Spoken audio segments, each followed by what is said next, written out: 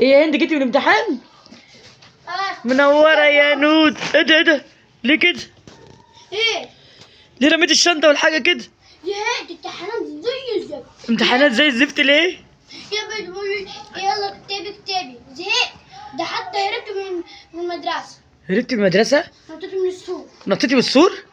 شعرت كده على بابا نطيت. بتهزري؟ الامتحنتي ولا امتحنتيش؟ جزيزة امتحنت وسايبها من الورق بقى بتاعت الدين قطعته ورميته. انت بتهزري يا هند؟ هربت. ليه ما ذاكرتيش ولا ايه؟ امي المذاكرة زي الزفت، احنا بنتعلم يوم من الحياة. انت بتعملي ايه يا هند؟ بلعب وحاجة. طب عملت ايه في الامتحانات؟ عايزه افهم.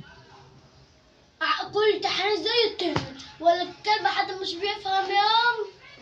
اسكت. انت كنت بتذاكري طول الليل يا هند؟ ما كنت بتشتغلين وبتتفرجي على التليفون ولا ايه؟ انا؟ امال ايه؟ حرام. طب طلعتي ازاي من المدرسه؟ نطيت من الطر. طلعت كده على البوابة سهل ونطيت سهل. نطيتي من السور؟ سهلة يا ام. طلعتي على البوابه؟ انت مجنونه يا بنت. سهلة. سهله؟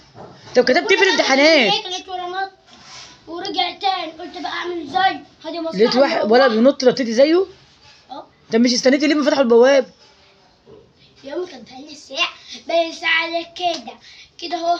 يا عم عايزة اخش الحمام. لا استنوا غاية خلوا نصحى الست. الاستاذ مأخره جه فوق. الاستاذ رخم.